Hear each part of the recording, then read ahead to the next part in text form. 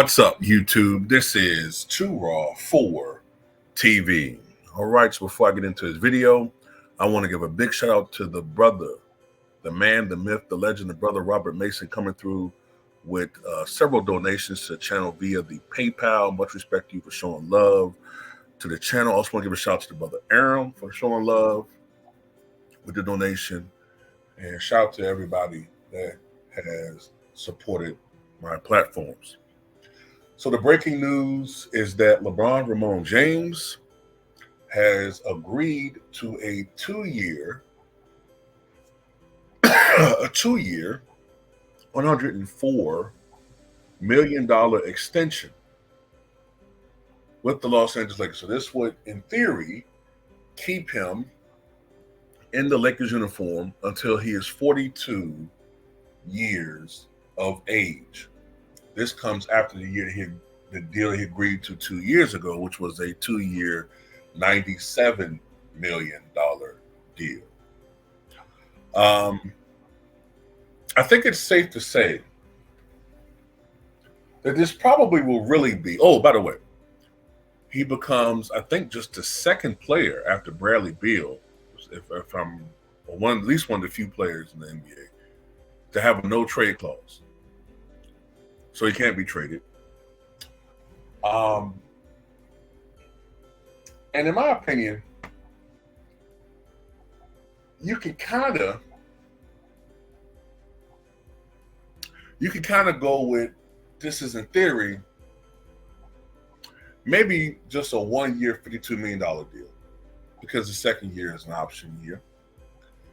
And I saw a report earlier from yesterday that said that LeBron was giving the franchise 1 week to come up with signing a marquee player.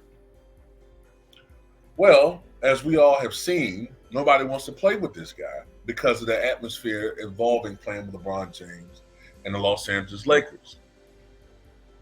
Klay Thompson just turned down what was a considerably more lucrative deal to play with LeBron and the Lakers, not to mention the fact that his father, Michael Thompson, played for this franchise during the glory days of the 1980s and won 2 titles, if I'm not mistaken, 87, 88.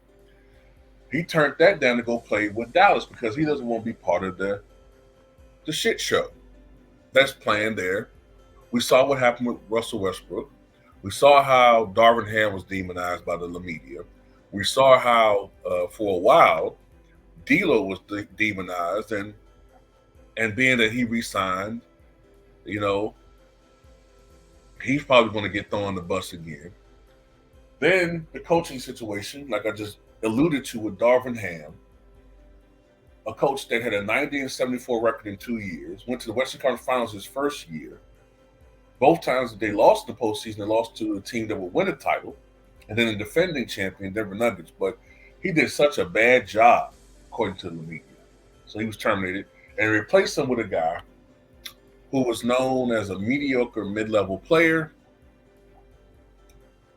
a podcaster, a broadcaster, and a guy that has, let's just say, apparently an Archie Bunker-esque view of people. But, it is what it is. What do I know?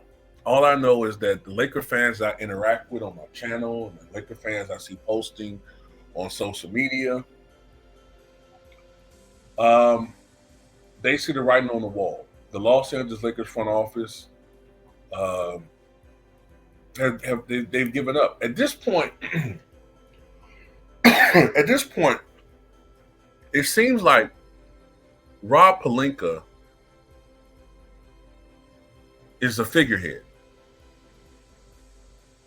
and that the real GM of this team, hell, it seems like at times the co-owner of the Lakers is this guy. This is exactly why LeBron got the hell out of Miami, because the one guy who wouldn't let him take over the franchise was Pat Riley. Consequently, that's also the best version of LeBron James we ever saw. Because Pat Riley let him know, you're an employee of mine.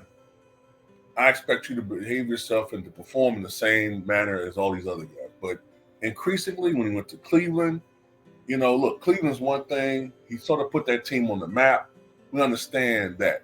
But LA, I mean, look, man, Kobe Bryant never had this level of power and influence, and he won 5 NBA championships with them. This used to be a proud franchise.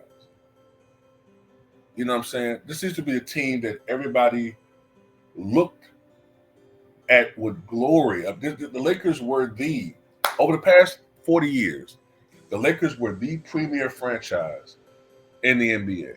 A bad season, and I mean a bad season for the Lakers, was the Lake Show. And they win 45, 46 games, still making the postseason, still an entertaining team to watch. Now, you know what I'm saying, this is a team that you look at how they're moving. They don't have any interest. They're not showing any interest in winning, and it's basically become a vehicle now for LeBron to highlight his brand, basically. It's become a team that acquiesced to all of his demands.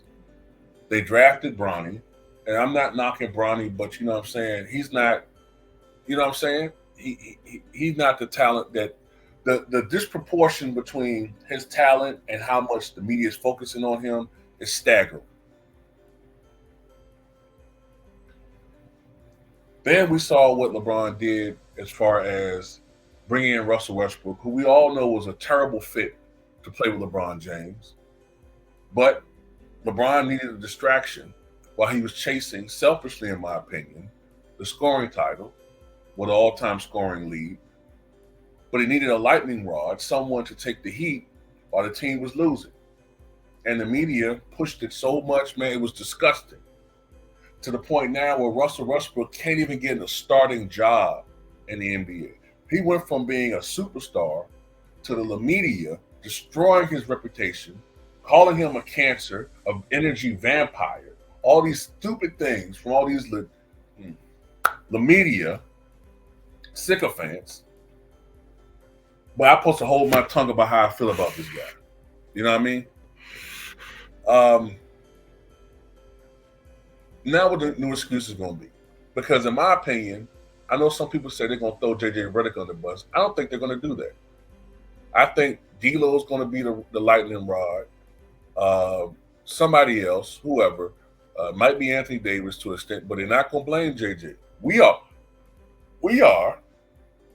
We're gonna bring it up, but somehow the media is they're gonna downplay expectations. This is what's gonna happen, in my opinion.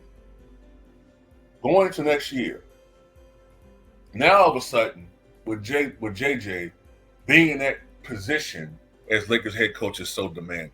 It's so frustrating to be the head coach of the storied Lakers, even though they ain't won nothing in going on they haven't won a meaningful title at least since the 80s, or since 2010. You know what I'm saying? So JJ can get all this excuses. He can get all these new excuses for sucking. LeBron never gonna be blamed for nothing. And it's gonna be D'Lo, it's gonna be whoever the role players are.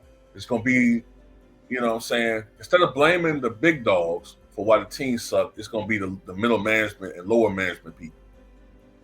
They're going to blame Rob Pelinka for not bringing in people. Like he can force people, like he can put a gun to their head and make them sign contracts to play with the guy they don't want to play with. It is what it is, man. But it's just a disgrace what's happened to the Lakers franchise. It really is. It's a complete disgrace. It really is, man. And I